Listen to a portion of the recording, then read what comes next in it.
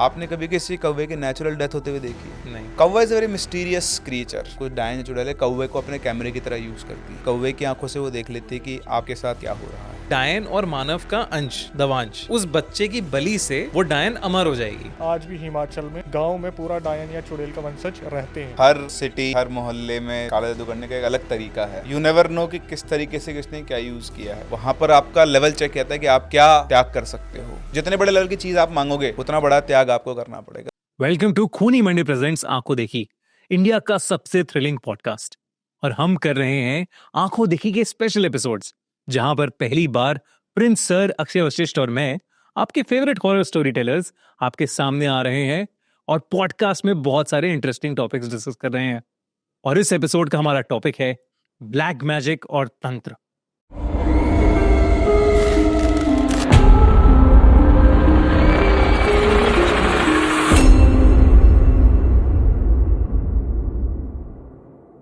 एक और special episode में आप दोनों का स्वागत है। और आज हम आप लोगों के फेवरेट टॉपिक के बारे में बात करने वाले हैं, ब्लैक मैजिक और तंत्र। तो ऑडियंस ने इतनी आपसे ब्लैक मैजिक और तंत्र के ऊपर कहानियां सुनी है जो एकदम वायरल हैं इंटरनेट पर, तो मैं उसी से शुरू करूंगा कि क्यों ना एक कहानी हो जाए। ब्लैक मैजिक के ना, मतलब अगर हम बात करें तो इनफाइनाइट तरीके होते हैं। मतलब हर सिटी, हर मोहल्ले में काला जादू करने का एक अलग तरीका है। और यू नेवर नो कि किस तरीके से किसने क्या यूज किया है। लेकिन अलग अलग लोग अलग अलग तरीके से इनको यूज करते हैं। कुछ लोग अपनी खुन्नस निकालने के लिए, कुछ लोग जलन से, कुछ लोग किसी को वशीकरण करने के लिए। लेकिन कुछ लोग कभी कभी अपने परिवार में अगर कोई इंसान बीमार है, मतलब आपने देखा हो जब आदमी बीमार होता है तो लोग कहाँ जाते हैं? डॉक्टर्स के पास, वहाँ ठीक करवाते हैं। लेकिन दुनिया में कुछ ऐसे लोग भी हैं जो अपने घर में बीमार हुए सदस्य को काले जादू से ठीक कर लेते हैं। तो ये जो स्टोरी है ये उसी के ऊपर बेस्ड इंसिडेंट जो है। तो यहाँ पर क्या होता है, दो परिवार थे जो आपस आसपास में रहा करते थे। उनके दोनों के घर की बाउंड्री टच होती थी। इधर का एक परिवार था, इसका जो मेन पर्सन था वो था मंगल तिवारी।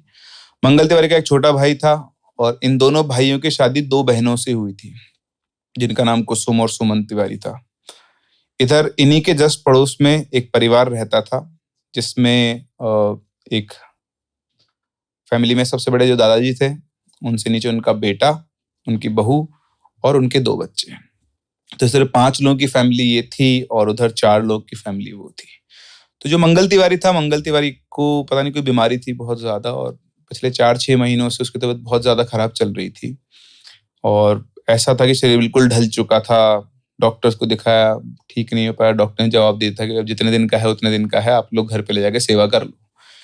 तो इनके जो दादाजी थे इस दूसरे वाले घर के, तो उनके जो दादाजी थे उनके घर पे बहुत आया जाया करते थे, बातचीत हुआ करती थी। तो एक दिन ये ऐसे आए घर पे और आकर इनसे बोलते इनके बेटे से कि यार ये मंगल का तो मेरे को लग रहा है कि कुछ दिनों में चला जाएगा। तो बोले क्यों पिताजी, आपको ऐसा क्यों लग रहा है? तो इसकी हालत देख कर ऐसा लग रहा है अब ज्यादा दिन का मेहमान नहीं है, तू मान ले मुश्किल से 1 महीना या खींच लेगा तो 2 महीने, इससे ज्यादा तो मुझे लगता नहीं जी पाएगा। पता नहीं कौन सी बीमारी हो गई है। ठीक है पिताजी, अपन क्या कर सकते हैं, किसी की मौत अपने हाथ में तो है नहीं, जो है ठीक है। बोला हाँ मैं तो बस तेरे को ऐसे ही बता रहा हूँ। तो बाकी के फैमिली के मेंबर उनसे ज्यादा रिलेशन नहीं रखते थे, लेकिन ये जो थे, ये इनके दादाजी, वो इनके घर बहुत आया जाया करते थे। अच्छा, इनके जो पिताजी थे, जो मेन थे, उनको नाम देते हैं अमर जी, मान लेते हैं उनका नाम। तो जो अमर थे वो साईं बाबा के बहुत बड़े भक्त थे और बाकी चीजों में विश्वास नहीं करते थे। इनका एक रूल था कि वो कहीं से भी प्रसाद आए, चाहे किसी भी मंदिर का हो, जो प्रसाद वो खुद खरीद के लाए सिर्फ वही खाते थे, कोई और प्रसाद वो कभी नहीं खाया करते थे। तो ऐसे एक दिन की बात है, वो जो दादाजी थे वो उनके घर में गए हुए थे, मंगल तिवारी के घर में, और उनके घर में कोई पूजा थी। तो पूजा हुई तो पूजा का जो प्रसाद उन्होंने दादाजी को दिया, वो दादाजी आए, उन्होंने प्रसाद फ्रिज के ऊपर रख दिया और अपनी बहू को बोल दिया कि भाई इनके घर में ना आज कुछ पूजा हुई है तो ये उसका प्रसाद है। तो उसकी बहू ने बोला कि पिताजी उनके घर में कौन सी पूजा हुई है, और अगर पूजा हुई है तो मोहल्ले में तो किसी को नहीं बुलाया, हमको तो नहीं बुलाया। बोले तो मुझे नहीं पता। उन्होंने बोला कि इनकी तबीयत थोड़ी ठीक नहीं तो ग्रह शांति के लिए पूजा करवाई है, तो उसका प्रसाद उन्होंने मुझे दिया है, ये मैंने यहाँ रख दिया। तो बोला अच्छा ठीक है। तो उनकी जो वाइफ थी वही पूजा वगैरह किया करती थी, उसको लगा कि मैं पहले अपनी पूजा वगैरह खत्म कर लेती हूँ, फिर इस प्रसाद को बाहर गाय को खिला दूंगी या कहीं डाल दूंगी, किसी को खिलाना नहीं है। अब इसी इंसिडेंट के दौरान इनके जो अमर जी थे वो आए बाहर से, और पता नहीं इनको क्या जची, उनको वहां पे वो पुड़िया रखी हुई दिखी थी, उन्होंने उठाई। वो जो आदमी कभी प्रसाद नहीं खाता वो उठा के वो प्रसाद खा गया और खाते खाते मतलब जो लास्ट बाइट बचा था खाने के बाद उनकी बीवी आई बोलती कि ये तुम क्या खा रहे हो? बोलते फ्रिज के ऊपर मिठाई रखी थी वो खा रहा हूँ। तो बोलते लेकिन वो तो उसके घर से प्रसाद आया, तुमने क्यों खाया? तो बोलता पता नहीं ऐसे मन किया, तो मीठा खाने का मन करा था, देखा तो मैंने खा लिया। तुम तो कभी प्रसाद खाते ही नहीं हो ऐसे। बोलते ठीक है खा लिया तो क्या हो गया, कोई बड़ी बात हो गई क्या? आज मन किया इसलिए खा लिया। बोलते नहीं नहीं बात वो नहीं है, बात ये है कि पिताजी उनके यहाँ से प्रसाद लेकर आए थे, उन्होंने कोई पूजा की है और किसी को बताया भी नहीं है। तो बोलते ठीक है तुम रिलैक्स रहो, कुछ नहीं होगा, साईं बाबा सब बढ़िया रखेंगे। ठीक है बात आई गई हो गई। अब इसके अगले दिन एक दो दिन बाद संडे था, तो संडे को ये अपनी फैमिली के साथ घूमने गए। तो बढ़िया एथलेटिक टाइप उनकी बॉडी थी, बढ़िया काम वाम किया करते थे। तो एक जगह गए, एक जगह जाने के बाद उन्होंने बोला कि यार यहाँ से ना करीबन 2-3 किलोमीटर दूर एक मंदिर है पहाड़ी के ऊपर, बहुत साईं बाबा मंदिर गए थे तो दूसरा एक और मंदिर था, तो बोले वहां चलते हैं। तो इनकी वाइफ, इनके दोनों बच्चे और ये चारों गए थे। तो ये चलने लगे तो इनका जो बेटा था उसने देखा कि जो पिताजी थे इनके चढ़ रहे थे तो बिल्कुल थके थके, बिल्कुल बहुत ज्यादा थक गए हों, उस हिसाब से वो चढ़ रहे थे। तो उसे लगा कि यार पिताजी तो कभी इतना टायर्डनेस तो फील करते नहीं है। तो उसने कहा कि पिताजी अगर ऐसा लग रहा है कि आप थक गए हो तो अपन वापस चलते हैं, कभी और आ जाएंगे मंदिर। बोलते नहीं नहीं मंदिर तो चलेंगे। थकते हारते वो मंदिर पहुंचे। फिर वहां से आने के बाद घर पे आके उन्होंने रेस्ट वगैरह किया और अगले दिन से उनकी तबीयत ना थोड़ी ठीक सी नहीं थी, मतलब खराब होना शुरू हो गई, बीमारी से हो गई उनको। तो ठीक है नॉर्मल लिया, डॉक्टर वगैरह को दिखाया, पर 15 से 20 दिनों के अंदर ही उनकी हेल्थ बहुत ज्यादा डिग्रेड होना शुरू हो गई। वो उनको जो प्रॉब्लम हुई, वो कुछ भी खाते और वो वॉमिट कर देते हैं। मतलब खाया उन्होंने, कुछ भी खिला दो आप उनको वॉमिट कर देंगे। और दूसरा उनकी पॉटी बंद हो गई थी, मतलब एक्सक्रेशन में बॉडी के नाम से यूरिनेशन वो किया करते थे। वो कुछ खा रहे तो लगता था कि उनकी आंतों के अंदर कुछ फंसा हुआ है जो आगे मूव नहीं कर पा रहा है, इसलिए बार बार वो वॉमिट करते थे। थोड़ा बहुत अगर वो कुछ खाते थे तो जो डाइजेस्टिव सिस्टम था वो कुछ एक्सक्रिएट नहीं कर रहा था, सिर्फ यूरिन आ रहा था। यूरिनेशन के थ्रू वो अपनी बॉडी वगैरह बाहर निकाला करते, मतलब बॉडी तो थी नहीं उनकी, बस यूरिन ही किया करते थे। तो 5-7 दिन ऐसे गुजरे। 5-7 दिन तक किसी आदमी ने अगर बॉडी नहीं की तो फिर प्रॉब्लम तो क्रिएट होती है। तो डॉक्टर को दिखाया, डॉक्टर ने सारे चेकअप किए, सब कुछ ठीक है, लेकिन उनको हर टाइम यही फील होता है कि उनकी आंतों के अंदर कुछ फंसा हुआ है, कुछ ऐसी चीज है जिसकी वजह से बाउल मूवमेंट बिल्कुल भी नहीं हो रहा है। फिर धीरे धीरे टाइम चलता रहा कि चीजें, मतलब उनके साथ ही बीमारी तो रही रही, लेकिन उसी के साथ साथ उनकी हेल्थ और डिग्रेड होना शुरू हो गई। अब यहाँ तो एक आदमी की तबीयत खराब हो रही, उधर जो दादाजी थे वो, उनका बिहेवियर कभी भी इनके टुवर्ड्स इतना अच्छा रहा भी नहीं, लेकिन अब क्या होगा ना, वो उनके घर रोज जाया करते थे मंगल तिवारी के यहाँ। इधर इनके पिताजी की हालत ऐसी हो गई कि उनको हर 3-4 दिन के अंदर हॉस्पिटल जाना पड़ता था। फिर 2-3 दिन वो एडमिट रहते थे, फिर वो वापस आते थे, फिर 7-8 दिन ठीक रहते, फिर वापस बीमार होते, फिर हॉस्पिटल जाते और फिर तो खर्चा भी बहुत हो रहा था। तो एक दिन इनके पिताजी आए और आके बोलते हैं, एक पर्चा बना के दिखाते हैं, बोले देख तेरी बच्चों की पढ़ाई पर, तेरी बीमारी पर, इस घर को बनाने में सब इतना मैंने खर्चा किया है, बता तू ये हिसाब कब करेगा मेरे साथ बैठ के। तो सब लोग शॉक थे कि यार ये दादाजी को क्या हो गया, उनका बेटा बीमार है, उसको कोई ठीक करने की बात तो नहीं कर, उसको हिसाब गिना रहे हैं वो। तो इस तरह से घर में थोड़ा बहुत चल रहा था कि टसल ये थी कि अब बेसिकली जो दादाजी थे उनके कंट्रोल में थे, अपने बच्चों पर, अपने पोते पोती पर उनका कोई स्नेह नहीं था, कोई अटैचमेंट नहीं था, और ज्यादातर वो उन्हीं के घर पे टाइम स्पेंड किया करते थे। तो इस तरह से चीजें इनके साथ चलना शुरू हुई। हेल्थ में कोई रिकवरी नहीं हो रही थी, लेकिन करीबन 1 महीने बाद इन लोगों ने नोटिस करना शुरू किया। अच्छा, इस पूरे प्रोसेस के दौरान उनका जो घर था पड़ोसियों का, रात के टाइम पर इनके घर में पूजा हुआ करती थी जिसमें मंत्रोच्चारण होना और सबकी आवाजें इनको आया करती थी, बट इसके ऊपर ध्यान नहीं देते थे। लेकिन धीरे धीरे इन लोगों ने ऑब्जर्व करना शुरू किया कि वो मंगल तिवारी जो बिस्तरों पे पड़ा रहता था, इसके शरीर में दम नहीं था, जिसके लिए पिताजी आकर कह रहे थे कि कुछ दिनों में मर जाएगा, अब वो धीरे धीरे ठीक होना शुरू हो गया था। अब वो पूरे दिन घर के अंदर घुमा करता था और सुबह शाम वो पूजा किया करता था। कनेक्ट नहीं कर पा रहे थे लोग, लेकिन कुछ फील हो रहा था कि यार यहाँ हमारे यहाँ तो सब बीमार हो रहे हैं पापा, और उधर वो ठीक हो रहा है। फिर एक दिन की बात है कि इनके घर में एक पेड़ था नींबू का, तो उस पेड़ का कुछ हिस्सा मंगल तिवारी घर में जाया करता था, बाकी इनके घर में खुद में था। तो इनकी जो बुआ आई हुई थी, उनकी बहन, इनके फादर की, तो उसने देखा तो उसको उनकी तरफ का जो पेड़ का हिस्सा उसके अंदर एक थैली बंधी हुई दिखाई दी। तो उसने उनको बुलाया और बोला कि ये थैली किसने बांधी है? तो उन्होंने बोला कि थैली तो हमने बांधी है। बोले तुमने ये थैली क्यों बांधी है हमारे यहाँ पे? बोलते पेड़ का हिस्सा हमारे यहाँ पर आ रहा है, हमारी पूजा के कुछ फूल थे जिनको हम फेंक नहीं सकते, तो हमने पेड़ में बांध दिया।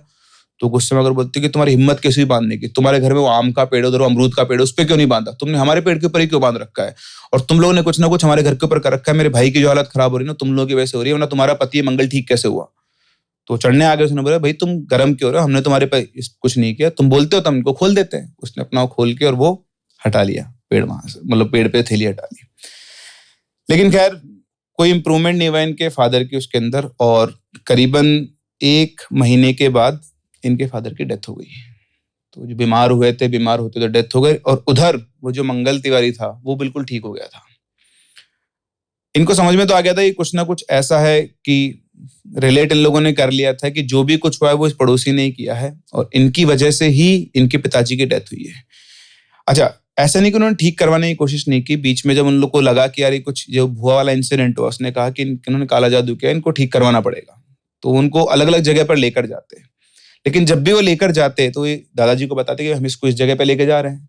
वो जो दादाजी थे वो इनके सीसीटीवी कैमरा थे। घर में जो भी बात होती वो जाकर सीधा उधर बताते कि आज उसको ठीक करवाने के लिए वहां लेकर गए हैं, और वो उसका पहले इलाज कर लेते, अपना प्रोटेक्शन तैयार कर लेते कि वहां जाने से कुछ नहीं होगा। ऐसे 7-8 जगह वो गए, लेकिन कहीं भी जाकर उसको ठीक नहीं करवा पाए। इवन मेहंदीपुर बालाजी भी हो गए, वहां से भी उसको ठीक करवा के नहीं ला पाए, क्योंकि जाते ही ये सब अपना तैयारी कर लेते थे, पूरी रिचुअल्स कर लेते थे। तो अल्टीमेटली उनकी डेथ हुई, इधर मंगल तिवारी ठीक हुआ। अब किसी के पास कोई सबूत नहीं, 2 साल 3 साल गुजरे। 2 साल 3 साल गुजरने के बाद वो कहता है ना कि कर्मा हिट्स बैक, मतलब आप किसी का कितना भी बुरा करके अपना फायदा कर लो, लेकिन अल्टीमेटली चीजें घूम के आपके पास आएगी। तो जो मंगल तिवारी और इसकी फैमिली थी, ये अपने गांव गई हुई थी। जब गांव से वापस आए तो एक एक्सीडेंट होता है, जिसके अंदर सबसे पहले तो मंगल तिवारी की डेथ होती है उस एक्सीडेंट के अंदर। फिर उसके बाद वापस आते हैं यहाँ पर घर पर रहने। उसके 1 महीने के बाद मंगल तिवारी के भाई की भी डेथ हो जाती है, और दोनों जो वो थी बहुएं वो विधवा हो जाती है। अच्छा, इस मंगल तिवारी के एक पिताजी भी थे। तो जब ये वापस आए 3 लोग बचे थे, इसके पिताजी और वो 2 बहुएं। अब क्या हुआ वापस से कि इनके जो उनके मंगल तिवारी के पिताजी थे वो वापस से बीमार होते हैं, और इस अभी तक भी जो इनके पिताजी थे वो उनके घर पे जाया करते थे। लेकिन फिर लगा कोविड का लॉकडाउन। तो कोविड के लॉकडाउन में जब उनके पड़ोस वालों की तबीयत खराब हुई, तो इस बार इनकी फैमिली ने बहुत अच्छे से ध्यान रखा कि भाई इनके जो दादाजी हैं वो उनके घर पर नहीं जाए, क्योंकि पिछली बार मंगल तिवारी को ठीक करने के लिए उन्होंने इनके पिताजी को यूज किया था, क्योंकि हम उम्र थे। और इस बार एक बूढ़ा आदमी उनके यहाँ पे बीमार हुआ है, तो उनको पूरा शक था कि इस बार वो इनके दादाजी को लपेटे में ले सकते हैं और इनको खत्म करके वो उनको ठीक कर सकते हैं। तो इस तरह से उन्होंने पूरा ध्यान रखा उनका वहां जाने नहीं दिया। कोविड के वजह से जाते भी नहीं थे, और धीरे धीरे फिर इनका दादाजी का भी इलाज करा, तो उनका भी अटैचमेंट उनकी फैमिली से थोड़ा छूटा। तो अल्टीमेटली 2 महीने 3 मतलब जनवरी 2024 की बात, आई थिंक उस फैमिली के अंदर फिर जो उनके वो फादर थे मंगल तिवारी की, उनकी भी डेथ हुई। और वो जो 2 बहनें थी उनमें शायद सिर्फ 1 बहन बची थी। तो बाद में पता चला कि जो दोनों बहनें थी वो दोनों की दोनों काला जादू किया करती थी। उन लोगों के तांत्रिक से कांटेक्ट थे। तो जब वो पता करने गई अपने पति का, उसकी तबीयत खराब है, क्या किया जाए, तो उस तांत्रिक ने उनको ये तरीका सिखाया था कि भाई तुम एक काम कर सकते हो उसको बचाने के लिए, किसी स्वस्थ आदमी के ऊपर तुम क्रिया करो, और वो क्रिया करके तुम उसकी जो जान है वो इसके अंदर डाल सकते हो। तो अल्टीमेटली उन्होंने उस मिठाई के थ्रू इनके परिवार के अंदर वो मिठाई भेजी, और उनका टारगेट था कि उस मिठाई को कौन खाए। वो इंसान जो कभी कोई प्रसाद ही नहीं खाता था, उसी ने वो प्रसाद खाया जाके, क्योंकि उन्होंने जो क्रिया की थी उसने उसको वश में किया, जो भी किया उसका इंटेंट जगाया कि जाके वो ही खाए। वो खाया उसने। वो खाने के बाद धीरे धीरे उसके जो प्राण थे वो सारे के सारे मंगल तिवारी के अंदर डाले गए। तो इस तरह से पड़ोसी ने पूरा प्रोसेस किया, किसी को पता नहीं चलने दिया, लेकिन ज्यादा 3 साल 4 साल वो उसको बचा पाए। लेकिन उसके बाद उनका जो पूरा परिवार था उसका नाश हुआ। तो लोग ट्राई कर लेते हैं इन चीजों को, कोशिश करते हैं कि हम ठीक कर लेंगे, लेकिन इन सब का जो रिवर्ट होता है वो उतना ही खतरनाक होता है और उतना ही गंदा होता है उस फैमिली के लिए भी। मरण क्रिया कहते हैं इसे? इसको मारण क्रिया नहीं कहते। मारण क्रिया का तो कंसेप्ट अलग होता है कि उसमें तो जिसके ऊपर मतलब मारण क्रिया की भी अलग अलग विधियां होती हैं। तो जैसे आपने कहा कि 2 बहनें थी जिन्होंने ये रिचुअल किया, ऐसी अभी एक रिचुअल देखा मैंने ऐसे टीवी पे, भाई प्रोमो आ रहा था उस जादू तेरी नजर का, तो मैंने देखा उसमें डायन एक आदमी से शादी करती है और एक बच्चा करती है, जिसे वो कहते हैं दवांश कहते हैं, डायन और मानव का अंश दवांश। और वो कहते हैं कि उस बच्चे की बलि से वो डायन अमर हो जाएगी। तो ऐसे अलग अलग सिद्धियां करने की कोशिश करते हैं। मैं इनफैक्ट आपको प्रोमो दिखाता हूँ, आप वो प्रोमो देख।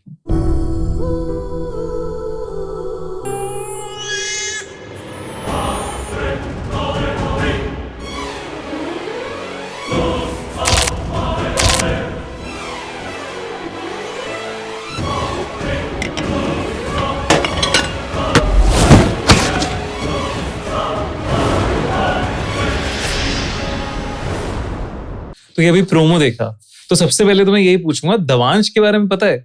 मैं कहूंगा दवांश के बारे में तो नहीं, बट मुझे ये पता है कि डायन या चुड़ैल का एक पूरा वंश है जो हिमाचल में रहता है, तो उसका एक किस्सा मैं आपको बता सकता हूँ। हिमाचल में ये चीज बहुत ज्यादा हाईलाइटेड है कि वहां पर अभी भी जो कहते हैं कि हिमाचल के लोग की डायनों के वंश के लोग अभी भी रह रहे हैं।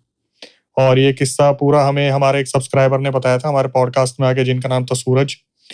उन्होंने बताया कि भाई वो जो लोग हैं वो आज भी इस चीज को एक्सेप्ट करते हैं। अगर लोग मतलब जैसे स्थानीय लोग उन लोगों से बात करने जाते हैं कि क्या सही में आप उनके वंशज हैं, तो वो बताते कि हाँ हम हैं। और मैं उसको स्टार्ट करता हूँ सबसे पहले कि एक आम इंसान अपने परिवार के साथ रह रहा था और सब कुछ खुश था, घर में सारी खुशहाली वगैरह सब कुछ थी। वो इंसान भेड़ चराने जाता था, आता था, सारी चीजें ठीक थी। गाँव का माहौल आप जानते हो, वहां पर लोग अर्न करने के लिए छोटे से छोटा काम, बड़े से बड़ा काम सब करते थे। तो एक दिन क्या होता है, ये जो इंसान था किसी को नहीं पता ये कहाँ गायब हो गया। ये घर से निकला भेड़ चराने के लिए और ये अचानक से गायब हो गया। लोगों में हाहाकार मच गया हिमाचल में कि कहाँ गया कहाँ गया कहाँ गया, कुछ भी पता नहीं है कहाँ चला गया। 1 महीना बीता, 2 महीना बीते, 3 महीने बीते और धीरे धीरे करके पूरा साल, 2 साल, 3 साल, 4 साल, 5 साल निकल गए। जब इतना वक्त निकल गया तो लोगों ने उम्मीद छोड़ दी थी कि कहीं बर्फ में दब के मर गया होगा, किसी ने मार दिया होगा, किसी ने बदला ले लिया, क्या पता क्या सिचुएशन रही होगी। एक दिन ये इंसान वापस आता है अपने घर पे और ये अकेला नहीं आता, इसके साथ 2 बच्चे भी आते हैं। जब ये इंसान आता है तो गांव में हाहाकार मच जाता है कि भाई ये मतलब इतने टाइम बाद आया 2 बच्चों के साथ, ये चीज कैसे पॉसिबल हो सकती है। तो उस इंसान ने आते ही सबसे पहले अपने घर में बताया कि मैं गायब नहीं हुआ था, मुझे एक चुड़ैल उठा कर ले गई थी। अब वो चुड़ैल थी, वो डायन थी, इस इंसान को पता ही नहीं चला। इस इंसान को जितना याद है उतना उसने गांव वालों को बताया। बट जो सबसे अच्छी चीज है कि ये सच्ची घटना है, आज भी हिमाचल में गांव में पूरा डायन या चुड़ैल का वंशज रहते हैं। उसने बताया कि जब मैं भेड़ चराने निकला था, मुझे बस इतना याद है, अचानक से कोई चीज मेरे पीछे आई और उसने मुझे हवा में उठा लिया और इतनी स्पीड से वो हवा में मुझे लेके गई, मुझे समझ ही नहीं आया मैं कहाँ पर हूं। जब मैं उतरा तो मैं एक केव में था, एक गुफा में था। उस गुफा में मुझे बस इतना याद है, एक बहुत सुंदर एक लड़की मेरे सामने आई और उसने ये बोला कि आज के बाद तू मेरे साथ ही रहेगा, दूसरी दुनिया से तेरा सारा जो जीवन है वो खत्म हो चुका है और जो मैं बोलूंगी वही तू करेगा। तो इसने रास्ता तो इसने देखा नहीं था, इसने बहुत बार ये कोशिश करी कि मैं निकलूं ना निकलूं, कैसे निकलूंगा। पहले उस औरत ने, वो जो चुड़ैल या डायन थी, इसके साथ संभोग करा और फिर कहते हैं कि उसने अपने डार्क रिचुअल से, अपनी ताकतों से इस इंसान की आंखें निकाल ली, आंखें निकाल ली। अब धीरे धीरे जब वक्त बीतने लगा तो इसको सिर्फ ये महसूस होता था कि इसके लिए खाने का रखा हुआ है, नॉन वेज, कि बस इसे आवाज आती थी जैसे फुर्र करके कोई उड़ गया और ये पूरे टाइम गुफा में बैठा हुआ है, हाथ पैर मार रहा है, बाहर जाने का रास्ता ढूंढ रहा है, लेकिन इसे कभी भी ऐसा कोई रास्ता मिला ही नहीं कि चला जाए। कभी अगर इसने हाथ पैर जोड़े उस चुड़ैल या डायन से कि मुझे आंखें दे दो, कम से कम मैं कुछ देख तो लूं, मेरा भी मन करता है, तो वो बस इतना करती थी, थोड़े टाइम के लिए अपने रिचुअल से या जो जादूगिरी थी उससे इसकी आंखें वापस दे देती थी। आंखें जब वापस मिलती थी तो गुफा के बाहर जब ये निकलता था वहां कुछ भी नहीं, सिर्फ धुंध, सिर्फ धुंध। वक्त बीता, आंखें निकाल ली, उस औरत से 2 बच्चे हुए, जो डायन चुड़ैल थी उससे 2 बच्चे हुए, एक लड़का और एक लड़की। अब क्या होता था, जब वो डायन या चुड़ैल जब वो निकलती थी गुफा से तो इसे बस ये महसूस होता था कि बच्चे खेल रहे हैं, आगे पीछे बच्चे खेल रहे हैं। वक्त और बीतता गया, 2 साल, 3 साल, 4 साल। तो जब बच्चे बोलने लग जाते हैं ना, तो ये बच्चे जो थे वो वहां पर खेला करते थे, इन्हें भी आजादी नहीं मिलती थी, इंसानों से बहुत छुपा के रखा गया था इस पूरे वंश को। तो एक दिन क्या होता है, ये बच्चे आते हैं, पापा पापा आप कहाँ से हो, मम्मी तो हमें कहीं जाने नहीं देती।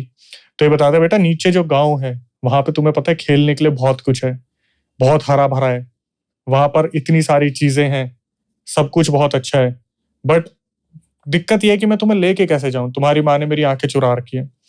तो बच्चे बोलते हैं हमें पता है आपकी आंखें कहाँ हैं, आप कहो तो हम आपको लगा दें। तो ये खुश हो जाता है, एक उम्मीद दिखी भाई कि हो सकता है कि अब मेरे को बाहर निकलने का एक मौका मिले। तो वो बच्चे जो थे अपने हाथों से आंखें लगाते हैं और इनकी सारी सिद्धियों में तिलिस्मी होती है सारी चीजें, मतलब मायावी। आंखें लगने के बाद ये देखते हैं तो कोहरा है। अब फिर इसकी उम्मीदें मर जाती है कि भाई ये तो फिर जाने का सहारा है, मतलब कुछ दिख नहीं रहा, मैं कैसे बाहर जाऊंगा। तो बच्चे बोलते हैं कि कभी कभार मम्मी हमें बाहर लेके जाती घुमाने के लिए, तो हम लेके चलते हैं आपको, पर हमें क्या मिलेगा। तो ये इंसान है बोलता है कि नीचे बहुत सारे खिलौने हैं, पता है भेड़ बकरियां हैं, इतने सारे जानवर हैं, इतने अच्छे लोग हैं, जो मेरे बच्चे हैं वो तुम्हारे भाई बहन है, तुम उनके साथ भी रह सकते हो, वहां पर जब जाओगे तो बहुत अच्छा लगेगा तुम्हें। तो बोलते हैं ठीक है हम आपको बताते हैं बाहर चलने का रास्ता क्या है। तो ये उस इंसान को धुंध के बाहर लाते हैं। ये इंसान बच्चों के साथ 5 साल बाद अपने घर आता है। घर आने के बाद अपने घर वालों को जैसी ये चीज बताते हैं तो सबसे पहले वो एक जो होते हैं ना आघोरी को बुलाते हैं, जो हिमाचल के कोई नामी ग्रामी आघोरी थे, वो आते हैं और इनके घर के बाहर एक सीमा बना देते हैं कि कुछ वक्त के लिए ना तो आप बाहर जाओगे ना वो अंदर आ सकती है। और जब लोग वहां जमा हुए तो उन्होंने देखा कि वो जो भी चुड़ैल डायन थी वो छलांग मार के वहां पे आई थी, छलांग मार के उस सीमा के बाहर आई और यही बोला था कि कभी तो तू बाहर निकलेगा, आज मेरे बच्चों को भी तूने रख लिया, कभी तो तेरा बाहर आना होगा और मैं उस पल का इंतजार करूंगी। अपनी पूरी जितनी भी जिंदगी उसने बिताई उसी घर में बिताई। जब चुड़ैल या डायन को इस चीज का एहसास हो गया कि ये नहीं आएगा बाहर, तब शायद उसका पीछा छोड़ा। लेकिन ये जो चीज है ये हिमाचल में इस तरीके से फैली हुई है कि सबको पता है उस घर में वो जो बच्चे हैं बड़े हो गए हैं, जो डायन चुड़ैल से बच्चे हुए थे, उनका कद भी नॉर्मल नहीं है, काफी हट्टे कट्टे हैं, आम इंसानों से अलग दिखते हैं। अब जब ये चीज फैली तो लोग पूछने गए उन लोगों से कि हमने ऐसी चीज सुनी है, तो क्या वो आपके वंशज थे? तो बताते कि हाँ हमारे वो ग्रैंड पेरेंट्स थे, जो 2 बच्चे थे जो उस गुफा से निकले थे, और आज भी ये पूरी पीढ़ी वहां पर रह रही है उसी घर के अंदर। तो हिमाचल में जब कोई इंसान उनसे मिलने जाता है तो वो मिलते भी हैं, वो बताते भी हैं। और ये जो पूरा एक किस्सा है ये आज भी हिमाचल का बहुत पॉपुलर किस्सा है। पर ये डायन जैसे उसका वंश था, बच्चों को बड़ा कर रही थी, क्यों पता है कि कुछ शायद बलि चढ़ाना चाहती हो वो बच्चे की। जैसे हमने इसमें प्रोमो में भी देखा कि एक बच्चा है, वो एक तांत्रिक क्रिया के बीच में उसे रखा गया है और कुछ तो शायद उसकी बलि चढ़ा रही है। तो शायद इस केस में भी शायद अगर वो डायन के पास ही रहते वो बच्चे, शायद उनकी बलि चढ़ा के वो अमर हो जाती या कुछ हो सकता था। मुझे ऐसा लगता है कि इसके बारे में तो हमें सबसे ज्यादा अगर पता चलेगा तो जादू तेरी नजर में ही पता चलेगा। वो तो है, वो तो सीरियल में है। लेकिन जैसे अब रिचुअल है जो तांत्रिक क्रिया का भी, आपने जब आप पहली बार हमारे पॉडकास्ट में आए थे तो आपने कच्चा कलुआ रिचुअल के बारे में बताया था, जिसमें एक बच्चे की आत्मा को कैद कर लिया जाता है। तो ये तो बड़ा खतरनाक सा एक रिचुअल है। तो ऐसे और भी ब्लैक मैजिक के रिचुअल होते हैं जिन्हें लोग सिद्ध करने की कोशिश करते हैं। तरह तरह के रिचुअल्स होते हैं जिनमें लोग काम करते हैं, कार्य करते हैं। आप कह रहे हैं कि दावांश वाला केस है, तो हो सकता है वो लैडर का एक लास्ट स्टेप हो, जहां पर आप से बोलते हैं ना कि एक डायन का या तो एक महाशक्ति बन जाना है या कुछ अमर हो जाना है, कुछ ऐसी चीज ले लेना जिसमें वो सबसे बड़ा आपका सेक्रीफाइस है। जैसे आपने देखो जब रावण ने अपनी तपस्या की थी तो उसको सिर काटना पड़ा था अपना, तो वहां पर आपका लेवल चेक किया था कि आप क्या त्याग कर सकते हो, तब जाके आप जितने बड़े लेवल की चीज आप मांगोगे उतना बड़ा त्याग आपको करना पड़ेगा। तो आई थिंक उस प्रोसेस को ये फॉलो करता होगा। लेकिन हाँ, तंत्र के अंदर जैसे कच्चा कलवा है, मारण क्रिया है, ऐसे एक और बड़े अलग सा टर्म है जो आपको सोचने को सुनने को बहुत कम मिलेगा, उसे बोलते हैं काक तंत्र। काक तंत्र में क्या होता है? काक तंत्र में भी बहुत सारे रिचुअल्स हैं। नाम से पता लग रहा होगा, काक मतलब कौवा, तो कौवे से रिलेटेड ये यंत्र होता है। आपने बहुत बार देखा होगा जब भी कभी किसी सुपर नेचुरल चीज की बात है कि वहाँ पे वो कौवा जरूर आता है। बिल्कुल, कौवा is a very mysterious creature. ऐसा भी कहते हैं ना कि जब डेथ हो जाती है तो कौवा पितृ बन के आते हैं, उन्हें खाना खिलाते हैं। आपने अपनी लाइफ में कोई बूढ़ा कौवा देखा है? नहीं। आपने कभी किसी कौवे के नेचुरल डेथ होते हुए देखी है? नहीं। आपने बाकी हर पक्षी जो आपके आसपास रहता है, चाहे वो कबूतर हो, बूढ़ा कबूतर देखा होगा आपने, कबूतर की नेचुरल डेथ भी देखी होगी आपने, लेकिन आपने कभी कौवे की नेचुरल डेथ नहीं देखी। कौवे की नेचुरल डेथ नहीं देखी। कौवा अगर मरेगा तो एक्सीडेंट में मरेगा, या फिर ऐसा भी कहते हैं कौवे की लाइफ बहुत लंबी होती है, बहुत लंबी। बूढ़े कौवे मेरे हिसाब से अगर किसी ने देखे हो ऑडियंस में तो कमेंट करके जरूर बताएं। मैंने तो अपनी इस लाइफ में, शायद आपने भी कभी नहीं देखा होगा। मैंने नहीं देखा। और कौवे की नेचुरल डेथ भी नहीं देखी होगी। कौवा और उल्लू ये 2 ऐसे बर्ड्स हैं जिनको ब्लैक मैजिक में सबसे ज्यादा यूज किया जाता है, सबसे ज्यादा कौवे को। मतलब कुछ जैसे हम डायंस की बात करते हैं, चुड़ैलों की बात करते हैं, तो कुछ डायन चुड़ैलें कौवे को अपने कैमरे की तरह यूज करती हैं। उनको दुनिया में जिस भी किसी को देखना है तो टेलीपैथी यूज करते हैं और कौवे की आंखों से वो देख लेते हैं कि आपके साथ क्या हो रहा है। ऐसे ही काकतंत्र में अलग अलग तरीके हैं। किसी को वशीकरण करना है तो अलग तरीका है कौवे को यूज करने का, किसी का नुकसान करना है तो उसको यूज करने का अलग तरीका है। इवन एक ऐसा ताला आता है जिसको आप बिना चाबी के खोल सकते हो काकतंत्र के द्वारा। तो इसी से रिलेटेड एक कहानी, एक स्टोरी है जो मेरे पास आई थी। इसमें क्या होता है, एक महाराष्ट्र का एक गांव था जिसमें एक तांत्रिक रहा करता था। तो जैसे अभी आप बात कर रहे थे ना दावांश की वंश वाली, तो क्या होता है ना, जैसे एक बिजनेसमैन का जनरल पर्पज होता है कि उसका बेटा भी उसके बिजनेस को संभाल ले। तो ऐसे ही सब नॉर्मल एक बिहेवियर है कि हाँ आप जो काम कर रहे हो तो वंशज उस काम को करते रहें। तो जब ये पैरानॉर्मल या सुपरनेचुरल सीढ़ियों पे आप चलना शुरू करते हो, अगर कोई बड़ा जिसने अच्छी सिद्धियां प्राप्त की, तो ये जानता है कि इनकी वैल्यूज क्या है, इनका फायदा क्या है, नुकसान क्या है, और ये वो नॉलेज है जो किसी न किसी को ट्रांसफर करना चाहते हैं। तो जब उनको कोई एलिजिबल पर्सन नहीं मिलता तो अपने वंशजों में या बच्चों में उन चीजों को देखते हैं, उनको वो विद्या ट्रांसफर करने की कोशिश करते हैं। तो ये जो थे, ये खुद तांत्रिक थे, इन्होंने अपने बेटे को भी पूरी तंत्र विद्या सिखाई हुई थी। इनकी 2 बेटियां थी, उसमें से एक का नाम था निर्मला। और जिस गांव में रहा करते थे, गांव ठीक ठाक साइज का था। गांव के लोगों के हिसाब से इनकी जो रहने का तरीका था वो बहुत ज्यादा, मतलब आप बोल सकते हो रईस टाइप का था।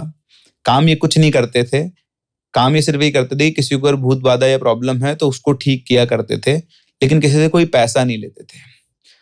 लेकिन इनके पास पैसे की कोई कमी नहीं थी। इनको जो सामान चाहिए वो सब इनके घर में था, जितना पैसा यूज करने का चाहिए वो सब इनके पास था। तो लोग कहा करते कि इन्होंने कुछ ऐसी सिद्धियां प्राप्त की, कुछ ऐसी आत्मा एंटिटीज को अपने कंट्रोल में किया हुआ है कि जब जो चाहे तभी उनसे मंगवा सकते हैं। तो इनकी जो वो बेटी थी निर्मला, तो घर में 4-5 मेंबर थे, दादाजी, पिताजी, वाइफ और 2 बेटियां। तो जो निर्मला थी उसका चक्कर चला पड़ोस में रहने वाले रमेश से। रमेश को ये तो पता था कि इनके घर में तंत्र वंत्र का है और उसका तंत्र में बहुत इंटरेस्ट था, बहुत कुछ, वो तंत्र विद्या क्या होती है, कैसे काम करती है। सबसे ज्यादा इंटरेस्ट उसको ये था कि इस परिवार के पास काम कोई करता नहीं लेकिन पैसे की कोई कमी नहीं है, पैसा कहाँ से कमा रहे हैं, ऐसी कोई विद्या अगर मुझे मिल जाए तो मेरा भी काम बन जाएगा।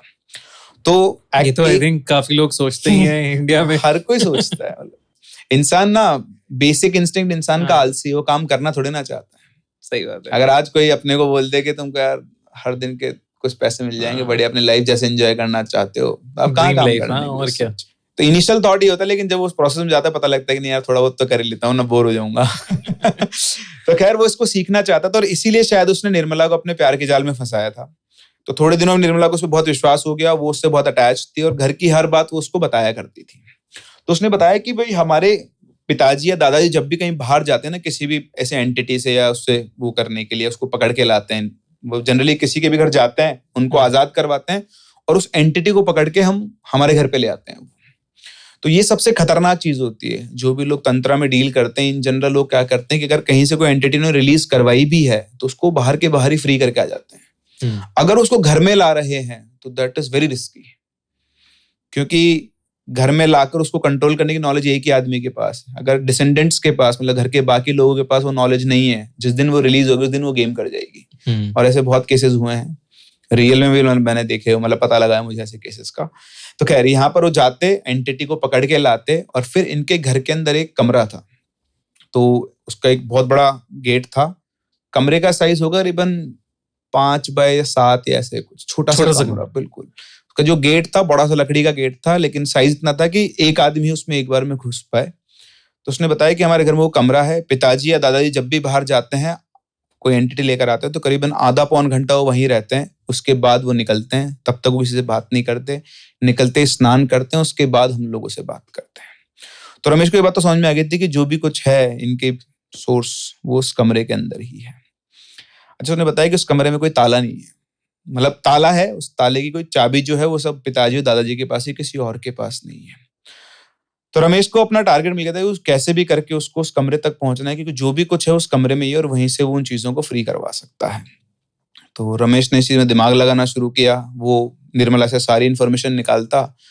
फिर रमेश ने बनाया, मतलब एक दिन की बात है कि ये लोग सब शायद आई थिंक सो रहे थे घर पे, तो सुबह सुबह इनके पिताजी उठे करीबन 4-5 बजे के आसपास, और वो इनके जो दादाजी थे उनके कमरे में गए। तो वहां जाके देखा तो दादाजी बिल्कुल निढाल पड़े हुए थे। उन्होंने जाके उनको हिलाया डुलाया तो देखा कि तो मर चुके हैं, और उनके जो मौत थी वो ऐसा लग रहा था कि नेचुरल, मतलब आपको ऐसे बोल सकते हो हार्ट अटैक आ गया, लेकिन उनकी आंखें जो है ना बिल्कुल ऐसे खुली हुई थी, जैसे उनकी आंखों से किसी ने खींच के प्राण निकाल लिए, कोई यूं फट गई थी आंखें, जो मान लो आप। तो उनको देखते ही इनको तो समझ में आ गया इनके बेटे को कि ये नेचुरल मौत नहीं है, लेकिन घर में सबको बताया, सब लोग रोना पीटना शुरू हुआ, मोहल्ले के लोग आ गए, तो फटाफट से उन्होंने आंखें बंद की, उनका फिर बॉडी रखी, उनके रिचुअल्स हुए। 13 दिन गुजरे। तो 13 दिन गुजरने के बाद जिनके पिताजी थे निर्मला के फादर, उन्होंने बोला इनके फैमिली से कि भाई देखो, पिताजी की मौत नेचुरल नहीं है, कोई ना कोई ऐसी एंटिटी या कोई ऊर्जा है जिसने पिताजी की हत्या की है, और मुझे वो पता करना पड़ेगा। 3 दिन बाद अमावस है, तुम लोग एक काम करो, बच्चों को लेकर अपने मायके जाओ और मैं पता करता हूँ कि पिताजी की मौत कैसे हुई है। तो उन्होंने उनको भेज दिया। उस दिन अमावस की रात पूरा टाइम उन्होंने सारी प्रोसेस रिचुअल्स किए, अपनी साधनाएं की, अपने पास उनके वजह सिद्धियां शक्तियां थी उनसे पता करने की कोशिश की कि आखिर पिताजी को किसने मारा। तो उन्हें सिर्फ इतना पता लग पाया कि इनके घर के अंदर जो चीजें बंद थी उनमें से कोई चीज फ्री हुई है, और उसी ने इनके पिताजी को मारा है, कोई और नहीं है, वो यहीं पे जो है। ठीक है। फिर इन्होंने और खोजबीन शुरू की। तो खोजबीन शुरू करने इनको पता लगा कि इनके पिताजी ने एक कच्चा कलवा पकड़ा था बहुत साल पहले। एक बच्चे की आत्मा थी, कहीं पर वो गए थे और उस बच्चे की आत्मा को उन्होंने पकड़ा था, और वो बच्चे की आत्मा को उन्होंने उस कमरे के अंदर बंद कर रखा था। और क्योंकि वो बहुत खतरनाक एंटिटी थी, मैं आपको पहले बता चुका हूँ, उस एनर्जी को जब उन्होंने क्लोज किया तो वो फ्यूरियस एनर्जी थी, उसके अंदर रह रहकर उसका गुस्सा और ज्यादा बढ़ गया था। और जैसे उसको मौका मिला बाहर निकलने का, निकला, और निकलते सीधे उसने उनके प्राण ले लिए। लेकिन वो सिर्फ यहीं पे नहीं रुकेगा, वो इस पूरे परिवार के ऊपर बाधा है, मतलब पूरे परिवार में किसी ना किसी को और खत्म कर सकता है। तो ये सब देख के उन्होंने वापस से अपनी वो सब बंद किया। उनको पता लग गया क्या हुआ है क्या नहीं हुआ। अब उनका ये था कि निकाला किसने है, ये नहीं समझ में आ रहा था उनको। फिर उनकी वाइफ वापस आई, उसकी वाइफ को उसने बताया कि ऐसा ऐसा हुआ है और अभी अपने पूरे परिवार के ऊपर संकट है, अपने को ध्यान रखना होगा, अभी मैं थोड़े दिन और पूजा वगैरह करके इसको ठीक करता हूँ। ठीक है, ये हुआ। इसके 2 दिन बाद ही ये लोग सब सोए हुए थे, तभी इनके छत के ऊपर किसी के भागने की बात है, दौड़ रहा हो छत के ऊपर बार बार। तो बच्चों ने बोला कि पिताजी ऐसे आवाज आ रही है। तो बोला तुम लोग रुको, मैं देख के आता हूँ। तो जाते हैं ऊपर देखते तो ऊपर कोई भी नहीं था। फिर वो वापस आते हैं, सबको बोलते हैं कि तुम लोग सब शांत रहो, कोई दिक्कत नहीं है ना, कुछ नहीं है, ऐसी आवाज होगी। इसके बाद सब लोग सो जाते हैं, और सुबह जब ये लोग उठते हैं तो इनको इनके पिताजी की लाश मिलती है ऊपर छत पे। तो जो लाश थी बिल्कुल सूखी हुई पड़ी थी, नीली हो गई थी, बिल्कुल डेड सी हो गई थी, और सेम वही चीज, उसकी भी आंखें खुली हुई थी बहुत ज्यादा। अब इतने से दिनों के अंदर पिताजी भी गए और दादाजी भी गए। ये दोनों चले गए, तो अब बचा कौन घर के अंदर? कोई भी नहीं। अब वो एंटिटी का क्या चक्कर है, क्या, किसी को भी नहीं पता। तो फिर ये जो निर्मला थी, अच्छा ये सब हुआ। उसके बाद वहां से जो रमेश था वो गायब। रमेश निर्मला को छोड़ के चला गया, कहाँ गया किसी को नहीं पता। 3-4 महीने गुजर गए, रमेश का किसी को कोई पता नहीं है। अब होना क्या शुरू हुआ कि जो ये निर्मला थी, उसके जाने के बाद निर्मला की तबीयत खराब होना शुरू हुई।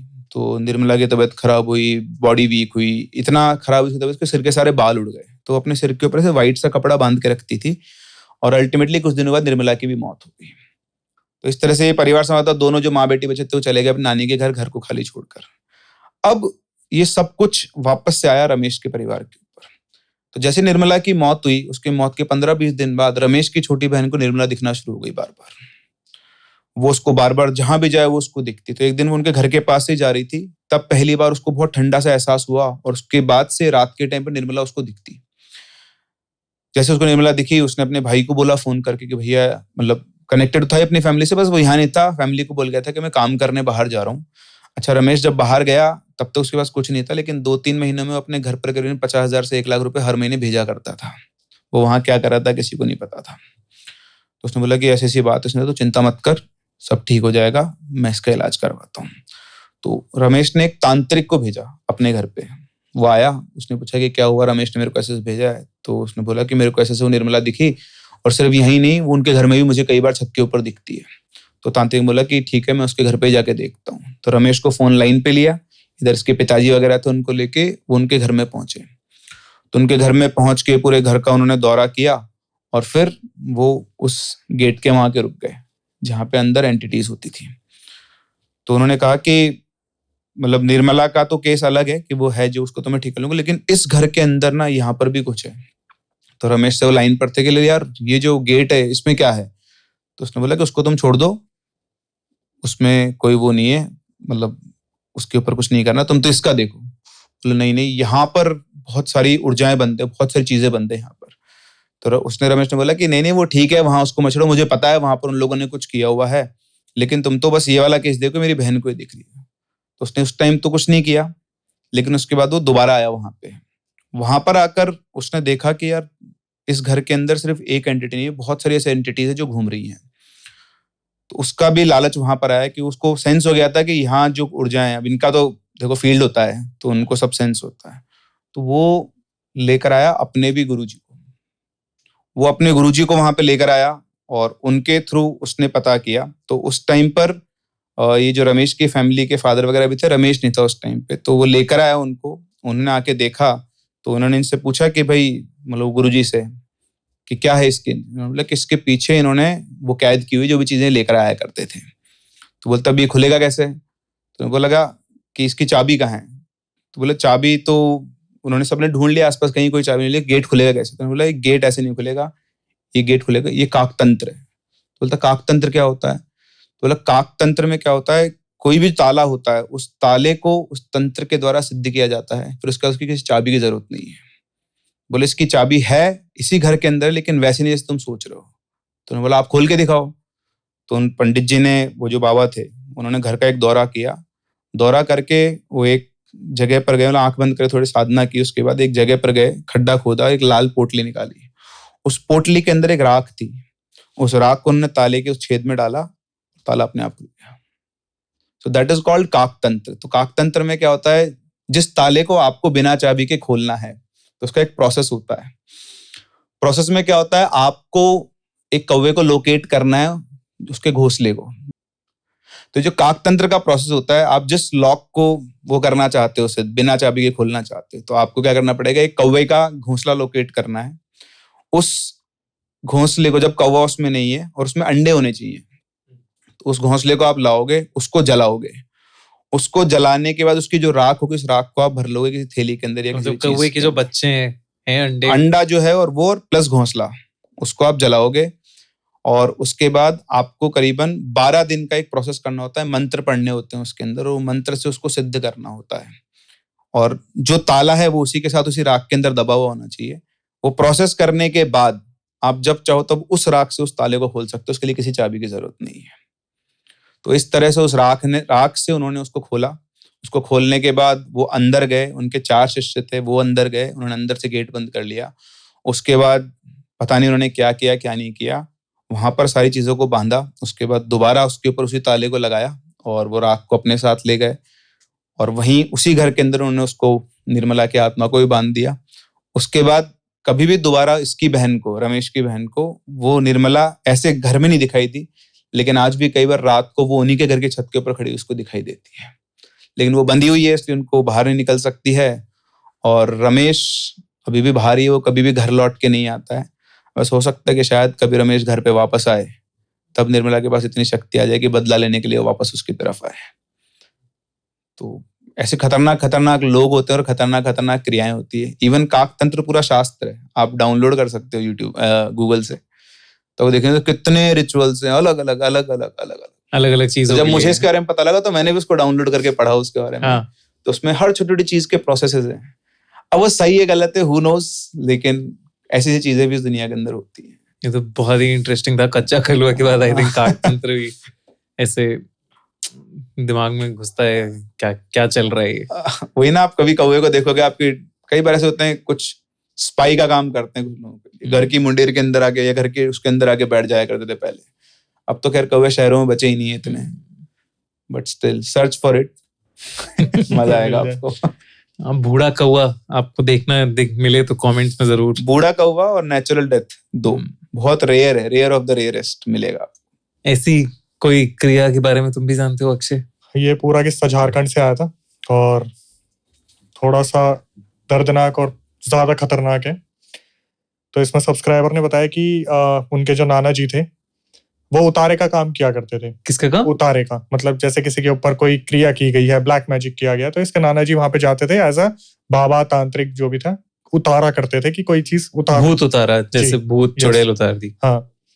तो अब हुआ क्या, इनके दादा का जो मेन बिजनेस था वो साइकिल पंचर, साइकिल रिपेयरिंग का था। बट जो होता है ना, सिद्धि चलती आ रही है फैमिली में, तो वो इनकी सिद्धि चलती आ रही थी उतारे की, कि भाई ये ब्लैक मैजिक उतारते हैं, काला जादू जो भी सारी चीजें होती हैं वो ये रिजॉल्व करते हैं। तो एक बार इन्हें रात को कहीं से बुलावा आता है कि ऐसे ऐसे हमारे यहाँ पे दिक्कत हो रही है। आया दिन में था, पर इनके नाना जी बोलते रात को चलता हूँ मैं, दिन में मेरा बिजनेस हैम्पर होगा। 90s की बात है। तो वो जाते हैं उस घर में। अब उस घर में जो शिकायत आई थी वो ये थी कि हमारी छत से खून टपकता है। कहाँ से टपकता है, क्या नहीं टपकता है हमें नहीं मालूम, पर हमारी छत से, जो पहले आपने वो देखी थी ना, टीन होती है कमजोर, कि आप उस पर चलोगे तो टूट के नीचे आ जाएगी, वो जो गाँव में होती थी। तो उन्होंने बताया कि हमारी टीन में से खून टपकता है।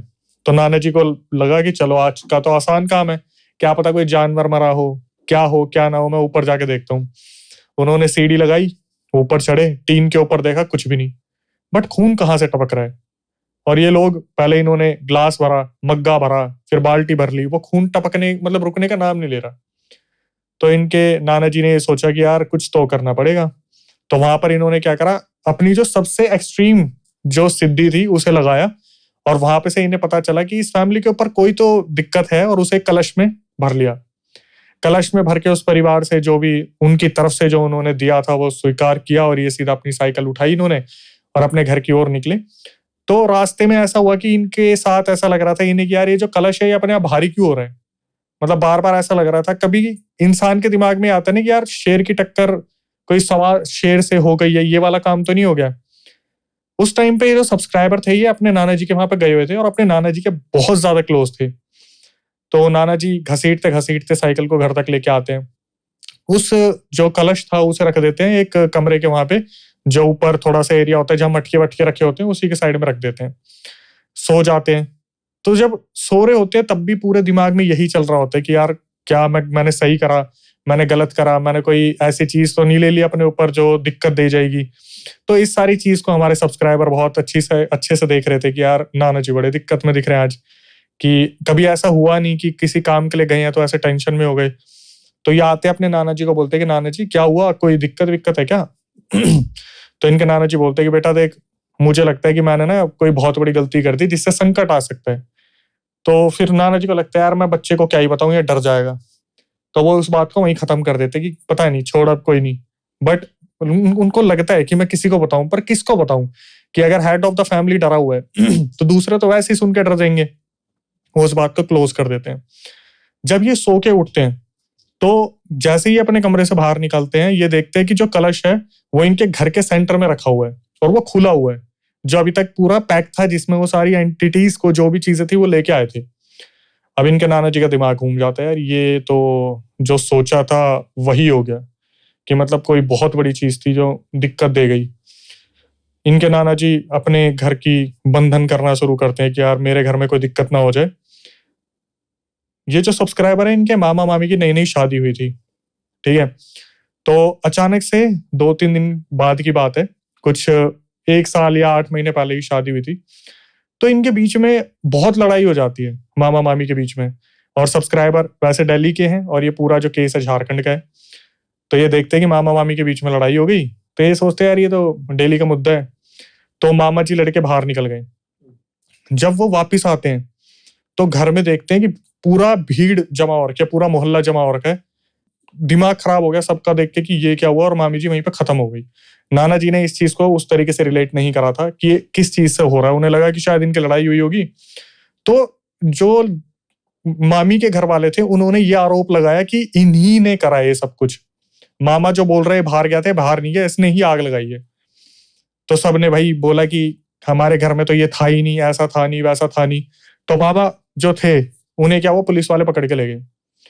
पुलिस वाले पकड़ के ले गए, वहां पर कस्टडी में रखा, और कस्टडी में ऐसी कोई भी चीज नहीं थी जिसको देख के लग सके ये इंसान अपने आप को हार्म पहुंचा सकता है। वहां पर क्या हुआ, जब सारे कांस्टेबल वगैरह चाय वाय पीने गए, वापिस आए, तो वापिस आके देखते हैं कि मामा ने ये इनके घर में सेकंड थी जो डेथ थी। तो जब घर वाले पहुंचे तो उन्होंने साफ बोल दिया, भाई हमें नहीं पता इसने क्या करा क्या नहीं करा, पर जो करा इसने खुद ने करा है। उस टाइम पर यहाँ पर नहीं थे, और 90s में कैमरा वगैरह सीसीटीवी वगैरह थे नहीं, तो इस चीज का बहुत विवाद बना, बहुत मुद्दा बना। अब ये सारी चीजें हुई, मुश्किल से साल भर निकला होगा। तो साल भर बाद इनकी कोई मौसी थी, उनकी थी शादी। तो जिस घर में शादी थी उसको थोड़ी सी ही दूर पे भुआ आ रही थी। भुआ चलती आती है, घर के अंदर आके अचानक से वो पोजेस हो जाती है।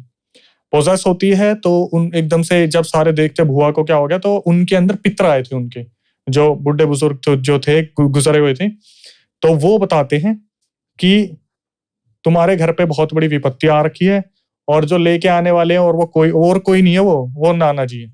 वो अपने साथ ऐसी ऐसी चीज को कलश में धर के लेके आ गए जिसमें घर में दिक्कतें हो रही हैं। तो सारे बोलते कि आप क्यों नहीं बचा रहे, फिर आपको तो रक्षा करनी चाहिए। जब ये पूछते तो वो बोलते कि भाई हर चीज हमारे हाथ में नहीं होती, अगर आप इस चीज में हो तो ये चीजें आपको पता होनी चाहिए कैसे इनसे बचना है। और ये बोल के जो पितर थे वो हट जाते हैं वहां से। बुआ को उठाया जाता है, बुआ को तो कुछ याद ही नहीं है। अब सब डरे हुए हैं कि भाई क्या हो रहा है, समझ में ही नहीं आ रहा। तो जिनकी शादी हुई थी, वो जो मौसी थी आई थिंक, उनको घर में लेके आए, तो उनके हस्बैंड भी आ रखे थे। वहां पर कोई रस्म होगी, तो हस्बैंड को पहले ही समझा रखा था कि भाई हमारे घर में अनयूजुअल एक्टिविटी हो रही है, तो प्लीज अगर आपको कोई भी काम हो तो आप अकेले काम के लिए मत निकलना, ठीक है। ये अपने कमरे में थे उस टाइम, ये दुल्हन के साथ नहीं थे, ये बाहर निकले, इन्हें वॉशरूम जाना था। अब ये सोचे यार इस चीज के लिए मैं किसी को जगाऊंगा तो मेरी कितनी बेइज्जती होगी। ये वॉशरूम में गए, वॉशरूम कर ही रहे थे यूज, अचानक से किसी ने इनके बाल पकड़े, इन्हें विजिबल नहीं हुआ, सीधा मुंह देके मारा जो वॉश बेसिन साइड में था वहां पे। ये हो गए बेहोश और इनका ब्लड काफी निकला। अब ये जब उठे तो इनने देखा मैं तो हॉस्पिटल में हूँ, तो घर वाले लेके पहुंचे हुए थे। अब घर वाले डांट रहे थे, भाई साहब आपको हमने मना करा था, आप अकेले मत निकलना। अब वो डर गए, भाई ये चीज तो मैंने एक्सपेक्ट नहीं की थी कि मेरे साथ ऐसा हो जाएगा। वहां से ठीक है, चीजें नॉर्मल होना स्टार्ट हुई। 2 हो चुकी थी, तीसरा झटका ये हो गया था। उसके बाद क्या हुआ, जो ये सब्सक्राइबर थे ये वापस दिल्ली आ गए थे, जिनकी छुट्टियां थी वो खत्म हो गई, जब ये बीच बीच में जाया करते थे। वापस आने के बाद इन्हें खबर मिलती है कि इनकी जो सबसे छोटी वाली जो मौसी है, उनकी जो लड़की है उसको दिक्कत आनी स्टार्ट हो रही है। और उसको जो दिक्कत आ रही है, क्या होता है, वो अगर बैठी हुई है ना, वो एकदम से बोलेगी मम्मी मेरे इस वाले दांत में दर्द हो रहा है, और वो दांत को पकड़ेगी, खींचेगी, वो दांत बाहर आ गया। यहाँ वाले दांत को पकड़ेगी, यहाँ से खींचेगी, ये दांत बाहर आ गया। उसके बाल झड़ने शुरू हो गए, उसकी जो स्किन है वो अजीब सी हो गई है, गल रही है, समझ नहीं आ रहा हो क्या रहा है। ऐसे करते करते करते वो जो लड़की थी उसको हॉस्पिटल में ले जाया गया, उसका वजन गिरता गया, धीरे धीरे धीरे धीरे वो जो लड़की थी वो इतनी स्किनी हो गई कि उसकी हड्डियां जो थी वो चिपकनी शुरू हो गई थी उसके बोन्स पे। एक टाइम आया वो भी खत्म हो गई। अब फिर ये चीज समझ नहीं आती कि यार इतनी कैसे चीजें बढ़ती जा रही है, और इन सब चीजों में नाना जी का क्या रोल है। जब पता चल गया नाना जी इस चीज को कर रहे हैं, तो जिस दिन ये बात पता चली थी कि नाना जी ये चीज अपने साथ लेके आए हैं, वो एक अलग डिप्रेशन में चले गए थे कि मेरी वजह से इतना सब कुछ हो रहा है। उनकी भी तबीयत खराब रहनी स्टार्ट हो गई। अब इसके बाद क्या हुआ, ये होने के बाद काफी टाइम बाद इनका घर बन रहा था।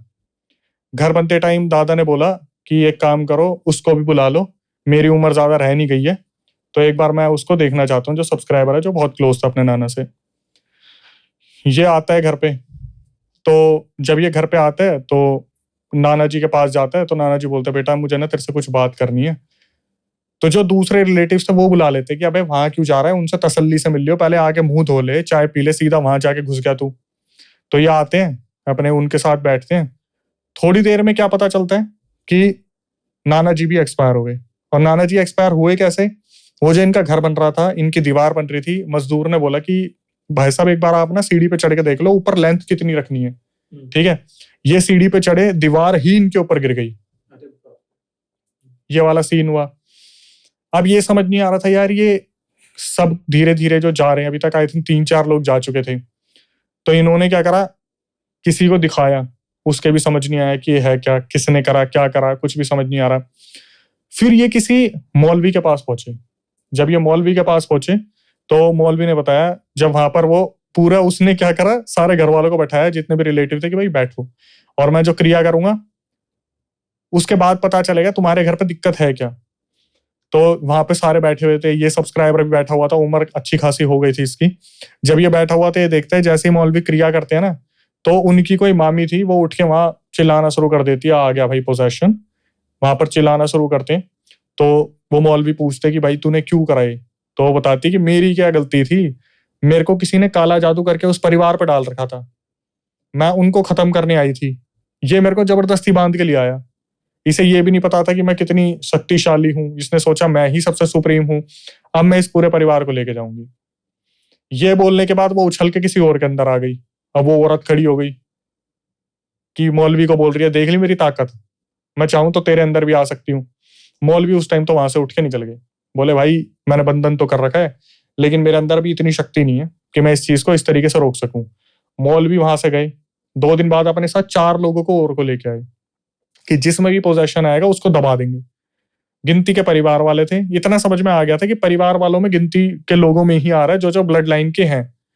तो जब ये पहुंचे वहां पर, तो वही क्रिया शुरू करी गई। तो क्रिया में क्या हुआ, फिर दोबारा वो एंटिटी आ गई। तो जो चेले थे उनके, उन्होंने पकड़ के वहीं दबा दिया, हाथ पकड़ लिए, पैर पकड़ लिए। तो मौलवी बोले कि आप जाने का क्या लेगा, सच सच बता दे, जाने का क्या लेगी। तो वो बोलती है कि मैं जब तक नहीं जाऊंगी, जब तक इनके पूरे परिवार का अंत नहीं कर दूंगी। मेरे को ये बोल के उनके ऊपर छोड़ा गया था कि तू इनके परिवार को खत्म करेगी कि तेरे को मोक्ष की प्राप्ति हो जाएगी। और यही बोल के सिद्ध करके यही तांत्रिक करते हैं कि ये काम हो जाएगा तो तेरे को तृप्ति मिल जाएगी, तू इस दुनिया से फ्री हो जाएगी। तो इन्होंने मुझे मोक्ष के द्वार तक नहीं जाने दिया। अगर मैं उस परिवार को खत्म कर देती तो मेरे को मोक्ष का वो मिल जाता द्वार। पर इसके नाना ने क्या करा, मुझे पकड़ लिया, उसकी वजह से ये गया वो गया वो गया। तो ये पूछना शुरू करते तूने किसको कैसे मारा। तो बताया कि मामा मामी की लड़ाई हुई थी, मामी को पोजेस करा, उसे जला दिया। मामा वहां पे था, उसको पोजेस करा, फांसी से टांग दिया। उस दूल्हे को हमने ही दे के मारा था, लेकिन उसके साथ कोई पितर वितर थे तो वो बच गए। उसके बाद नाना सच बताने वाले थे कि कुछ होगा हल, तो हमने उनको भी खत्म कर दिया। अब तो डिमांड बताने लगे कि अगर हमें भेजना है तो एक काम करो, 4 मुर्गे मंगाओ और घर के चारों कोनों में काट के उनका खून डालो, हम खून चाटेंगे, या फिर जो एंटिटी है मैं खून चाटूंगी और फिर मैं जाऊंगी। सेम यही प्रोसीजर करा। वहां पर कुछ गुलाब जामुन मंगाए गए मीठे के तौर पे। वो गुलाब जामुन रखे रखे भोग लिया, उसमें से 4 मुर्गे आए थे, मुर्गे काटे, चारों कोनों में खून डाला, और साफ साफ पता चल रहा था जो खून गिर रहा था, जो बूंद गिर रही थी, उसको कोई लिक कर रहा है, चाट रहा है। चाटने के बाद फिर उसने बोला, जो मौलवी थे, कि वचन दे के जाएगी तू कि इस परिवार को आप परेशान नहीं करेगी।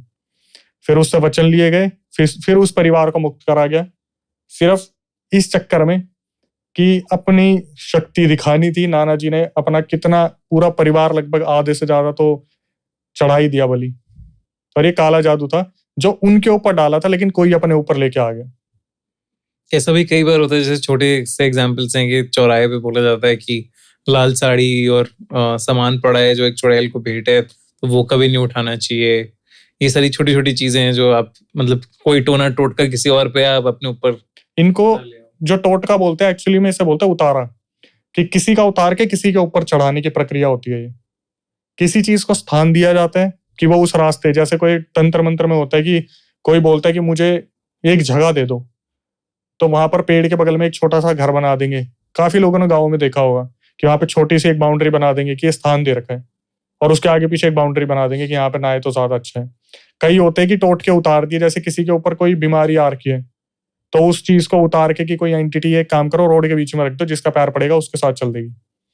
काले डोरे में फेंक देंगे कि काला डोरा किसी के पैर में आ जाएगा उस पे।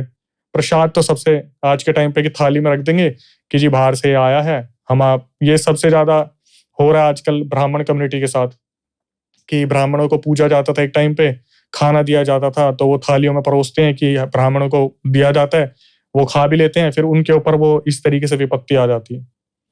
खाने में सबसे ज्यादा अगर आपके लिए कोई बहुत खुश होके ला रहा है ना, मेरा भाई, तो समझ लेना कि कहाँ दिक्कत आ सकती है। बाप रे। अवेयरनेस है। सफेद मिठाई सबसे ज्यादा यूज की जाती है। सफेद मिठाई, सफेद दूध की बर्फी, रसगुल्ले, अच्छा, बताशे। ऐसा क्यों? है उनका कुछ, वो सफेद मिठाई सबसे ज्यादा यूज करते हैं। हाँ, शैतान मूवी में भी जो था वो माधवन ने लड्डू। सफेद हाँ। लड्डू खिला के वश में कोई भी किया था। वशीकरण करना है, काला जादू करना है खिलाने के द्वारा, तो मोस्टली सफेद चीज से किया जाएगा। काजू कतली, मावे की बर्फी, रसगुल्ला। अच्छा जी, ये तो डेंजरस मामला है।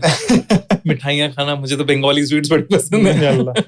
नहीं मतलब अननोन लोगों से हाँ। या जहाँ भी आपको अनसेफ फील होता हो। अब ऐसे तो देखो क्या होता है, मैं आपको ऑनेस्टली बताऊं, ऐसे कई लोग भी जो चौराहे पे बड़े टोटके के नींबू से निचोड़ के शिकंजी बना के पी लेते, उनको कुछ नहीं होता।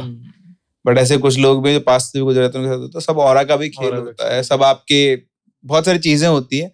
बट लोग जोश जोश में अगर जाते हैं ना प्रूव करने के लिए कि ऐसा तो कुछ नहीं था, मैं करके दिखाऊं, सबसे ज्यादा दिक्कत उन्हीं के साथ होती है। अभी आज आप मैं हूं, अगर हम डरते हैं तो हम यार ठीक है साइड से निकल लेंगे, लेकिन कुछ होते हैं ना कि नहीं यार एक कुछ नहीं आता, मैं ये करके दिखाता हूँ। चैलेंज मत करो चैलेंज फालतू। नहीं करना। वैसे आप एक चीज देखिएगा, जितनी भी इंस्टाग्राम पे रील वायरल होती है ना कि बंदा खड़ा हुआ है, हाय गाइस आज देखो आप, मैं इसको गलत प्रूफ करके दिखाता हूँ, उठाया लड्डू खा लिया, तो बाद में पता चलता है ये इन्हीं का रखा हुआ था, वायरल होने के लिए इन्होंने कराए, वरना कोई इतना रिस्क नहीं लेगा।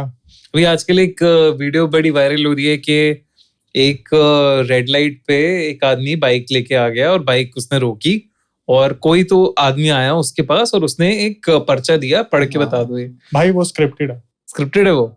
ऐसे नहीं होता कि पीछे से टच करा, उसके मुंह पे पाउडर उड़ गया, वो पर्स भी दे दिया, अब ये भी दे दिया, ये तो स्क्रिप्टेड होता है। मुझे उसमें था कि एकदम उसने पढ़ा, वो कुछ उसकी नाक में गया, सूंघा और फिर उसने कुछ कुछ सामान मांगता गया, वो देता गया, पर्स दे दिया, अपना मोबाइल दे दिया। अगर ये होगा भी तो ये साइंस केमिकल्स के थ्रू हो सकता है, ये ऐसे नहीं होता खड़े खड़े मुंह पे यू करा ये काम हो गया। होता तो है, लेकिन देख जिंदगी में आसपास के लोग आपको काला जादू तो करवाते हैं, कोई ना कोई किसी ना किसी का बुरा नहीं, चाहता इसमें है। मेरा एक पॉइंट एक होता है हमेशा कि जिंदगी में इंसान ना अपने सिर पे एक भांडा लेके घूमता है। भांडा मतलब एक मटकी जिसमें उसके सारे दुख दर्द छुपे हुए होते हैं, और वो आदमी ढूंढा जिसके ऊपर उस भांडे को फोड़ दे।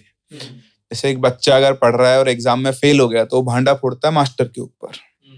ऐसे एक बच्चा जो अपने करियर में असफल रहा, वो भांडा फोड़ता अपने माता पिता के ऊपर कि इन्होंने मेरे को ये नहीं करवाया। तो सेम ऐसे ही जब कुछ लोगों के साथ कुछ प्रॉब्लम होती है, उन्हें कुछ नहीं दिखता है, वो ये नहीं देखते कि शायद उनके किसी काम की वजह से उनके काम अटक रहे हों या कुछ ऐसी चीजें हों कि ठीक है अभी चल रही ऐसा रहा है, तो एक भांडा लेके घूमता है। अब भांडा फोड़े किस पे? तो वो फोड़ता है कि मेरे रिश्तेदार ने मेरे ऊपर ये करवा दिया।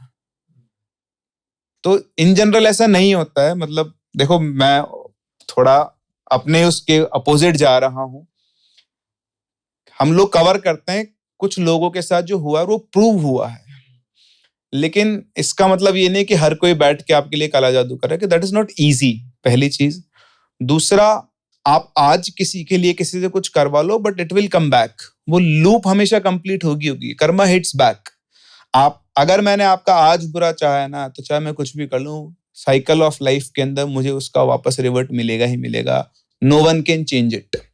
तो जो जनरली जो कुछ करते भी हैं लोग, वो इतना आसानी से नहीं करते हैं। पहली बात, ऐसा नहीं कि हर कोई पहुंच जाएगा, उससे पैसे लेंगे और वो कर देंगे। वो पैसे ले लेते हैं पर वो करते कुछ नहीं है, क्योंकि उनको भी पता है कि वो भी अपना कार्ड स्वाइप कर रहे हैं हर बार।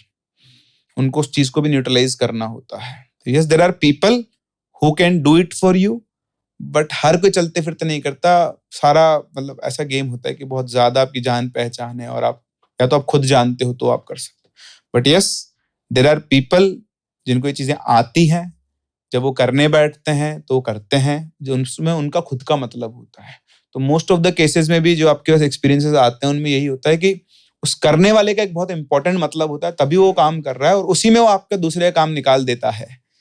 उसका खुद का कुछ पर्सनल बेनिफिट होता है, तभी वो उस चीज में इतना इन्वॉल्व होगा। वरना आप सिंपल ऐसा नहीं कर लो, भैया 50,000 रुपए इसके ऊपर ही कर दो, तो बड़ा अलग है। आज के टाइम पे आप जनता को देखोगे ना, तो जनता इस चीज में नहीं घुसना चाहती।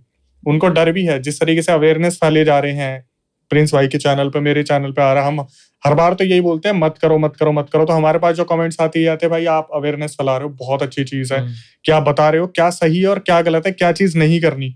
भाई बोल रहे चैलेंज नहीं लेने, भाई क्यों ले रहे हो? और जनता इस चीज से डरती है। आप एक काम करना, कभी कोई एक्सपेरिमेंट करना, बस इतना बोल देना कि अपने दोस्त को, ओए तेरे को पता है मेरे घर वाले ना काले जादू के बारे में जानते हैं। आप देखोगे लड़के लड़की दोनों में देखोगे, लड़के तो चलो फिर भी नहीं, लेकिन लड़कियां स्पेस बना लेंगी। कि वो घबरा जाते हैं। तो ऐसा नहीं है कि सारे खाली बैठे हैं और यही चल रहा है कि कुछ नहीं मिल रहा तो उसके ऊपर कर देते हैं, कुछ नहीं मिल रहा है इसके ऊपर कर देते हैं। कोई एक जलन की भावना, कोई एक पीछे का एक रास्ता, कोई एक पीछे की जलन, मतलब कुछ एक मोटिव होता, तब क्राइम भी तो तभी होते। ये कि मैं खाली बैठा हूँ, एक काम कर चक्कू मार दे, ये तो हुआ नहीं। ठीक बात है। और कई बार के आदमी खुद को ही कर्ज कर लेता है। मतलब there is a theory, manifestation, आप जानते हो इस चीज को। तो what you will ask it will कम।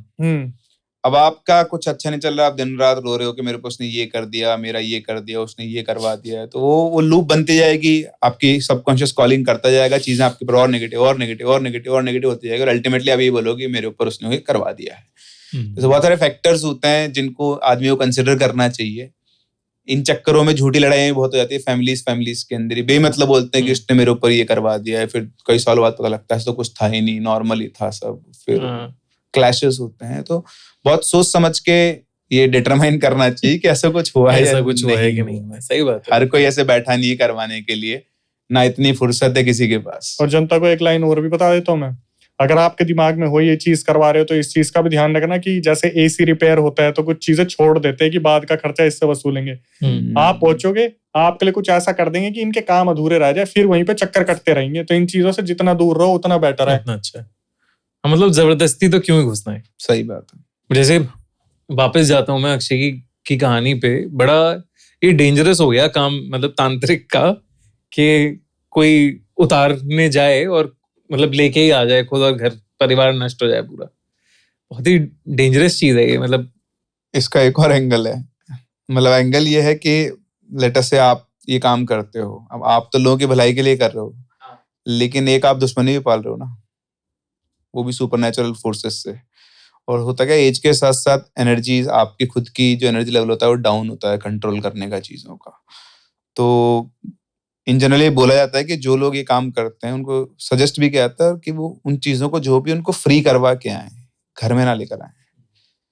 क्योंकि कब तक आप किसी चीज को बांध के रख पाओगे, जब उसको मौका मिला तब वो वापस से वार करते, फिर वो समेटती है पूरा।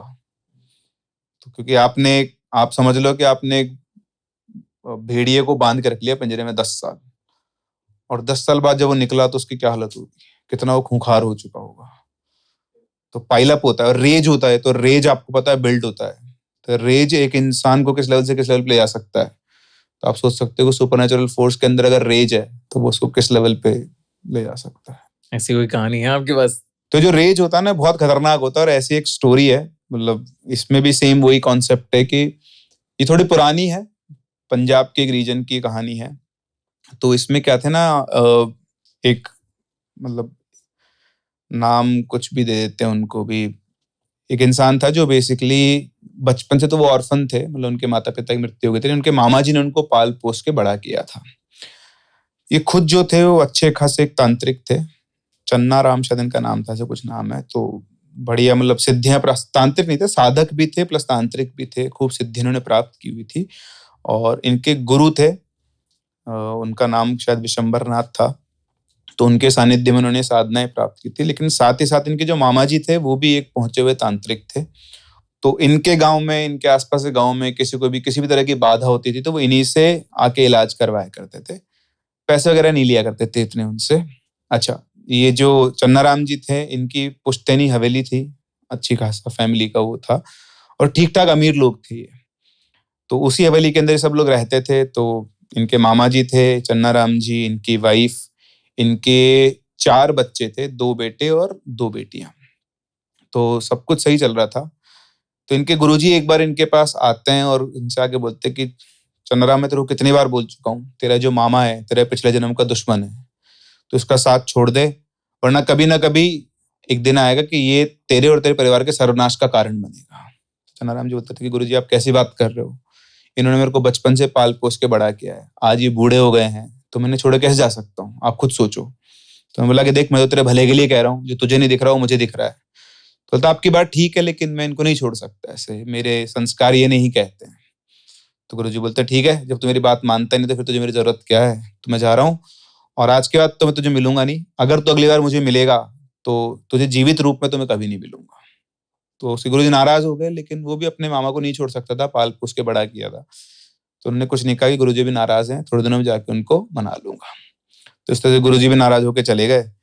अभी इस इंसिडेंट के मतलब कुछ दिनों के बाद इनके मामा जी के पास एक आदमी आता है पड़ोस के गांव से, बोलता है कि मेरी बीवी के ऊपर पता नहीं किसी जिन का या किसी का साया है और वो बहुत परेशान है। तो उसने बोला कि ठीक है, तो अपनी बीवी को कल लेकर आ जाना, देख लेंगे। तो वो लेकर आए तो देखा कि बहुत सुंदर सी औरत थी और वो आई, उसके ऊपर जिन का साया था। तो उन्होंने उसको बिठाया, उनकी जो प्रक्रिया होती है वो करी। तो उन्होंने जिन से बोला भाई छोड़ दे इसके शरीर को। तो जिन बहुत एडमेंट था कि नहीं मैं नहीं छोड़ूंगा, और बोला तुम लोग बीच में से हट जाओ, ठीक है, मेरे को इस औरत के शरीर से अलग करने की कोशिश मत करो। तो उनका मामा जी बोला ऐसा तो नहीं हो सकता, ये मेरे पास आई है, अलग तो करूंगा। तो उन्होंने 3-4 घंटे का प्रोसेस किया, लेकिन फिर भी वो नहीं कर पाए। फिर उन्होंने चन्नाराम जी को बुलाया कि यार तू भी आ, साथ में मिलके करना पड़ेगा। तो इन दोनों ने मिलकर बड़ी मेहनत से 5-6 घंटे के पूरा प्रोसेस करके उस जिन को उस औरत के शरीर से अलग कर दिया। अब जैसे अलग किया, वो उसके अपने रियल फॉर्म में आए, इन दोनों के सामने दिख रहा, किसी और को नहीं, दोनों को दिखा। बाकी लोग भी थे वहां पे और बहुत सारे। तो उसने इनको बोला कि आवाज सबको सुनाई दी कि तूने मुझको इसके शरीर से अलग तो कर दिया है, लेकिन अब तुम दोनों को इसकी बहुत बड़ी कीमत चुकानी पड़ेगी। तुझे और तुझे, मतलब इधर चन्नाराम को, उस मामा को, तुम दोनों को मैं नहीं छोड़ूंगा, तुम्हारे पूरे खानदान को मैं खत्म कर दूंगा। इतना उसने कहा और बोला कि अब मैं यहीं रहूंगा और इस दुनिया की कोई ताकत मुझे यहाँ से बाहर नहीं निकाल सकती। इसी हवेली के अंदर मैं रहूंगा और तुम सबसे बदला लूंगा, ये उसने कह दिया। फिर उसके बाद इनको भी अपनी शक्ति के ऊपर बहुत वो था, घमंड। तो इन्होंने वापस से प्रोसेस किया पूरा कि चलो इसको बांध दिया है, कोई दिक्कत नहीं, यहाँ पर भी रहेगा तो अपना कुछ नहीं कर सकता। लेकिन उस दिन के बाद से मतलब इनकी उल्टी गिनती शुरू हो गई थी, ये चलना शुरू हो गई थी। तो इसके शायद 5 या 7 दिन के बाद इनके मामा जी बाथरूम में गए नहाने, लेकिन वहां से वो बाहर ही निकले। करीबन आधा पौन घंटा गुजर गया तो सब लोग गए, बोले क्या चक्कर है। तो गेट बजाया, गेट नहीं खुल रहा। गेट तोड़ा तो देखा बाथरूम के अंदर पड़े हुए हैं, उनकी लाश पड़ी हुई है और उनके पीठ के ऊपर ये बड़ा सारा हाथ का निशान, जो कि यूं धक्का मार के मारा हो ना किसी। तो ह्यूमन की साइज का 2 गुना 3 गुना मान लो, इतना बड़ा पंजे का निशान था छपा हुआ। वो देखते इनको समझ में आ गया चन्नाराम जी को कि भाई इनकी मौत तो इस वजह से हुई। वो समझ गए कि जिन ने अपना खेल शुरू कर दिया है। फिर उनका अंतिम संस्कार किया गया। लेकिन कहानी सिर्फ यही नहीं रुकी। इस इंसिडेंट से उनका अंतिम संस्कार हुआ, 10-15 दिन गुजरे। उसके बाद इनका सबसे बड़ा बेटा रात को किसी काम से आ रहा था, नहीं सबसे बड़ा नहीं, सबसे पहले इससे बड़ा और सबसे बड़ा जो बेटा था वो छत पे गया हुआ था।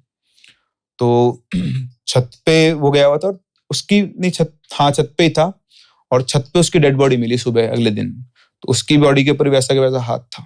2 लोग गए। फिर तीसरा इनका जो 2nd नंबर का बेटा था वो अपने काम से कहीं गया हुआ था। शाम करीबन 7:30-8 बजे के आसपास वो आ रहा था।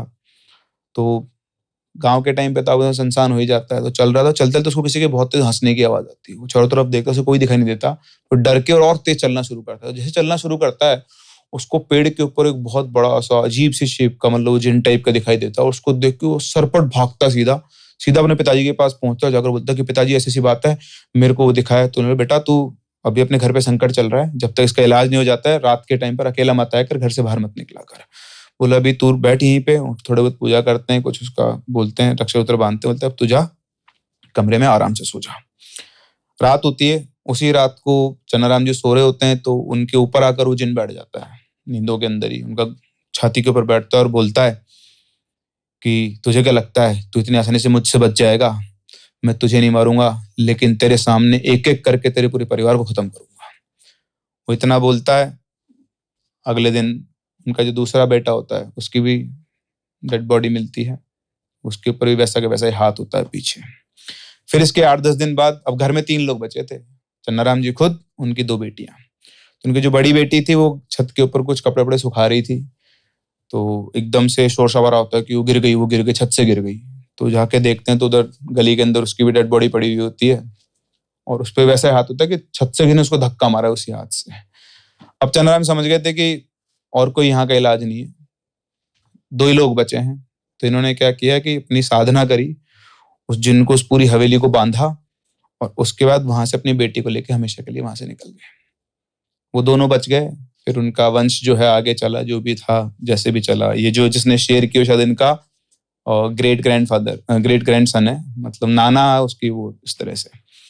तो उसने बताया कि जब वो वहां से निकले तो लोगों को पता लगे कि वो चले गए। लोगों को ये भी पता था कि वो बहुत अमीर हैं। तो इन्होंने बताया कि उन्होंने बताया था इनको कि वो वहां पर 4 मन सोना दबा के आए हैं उस हवेली के अंदर।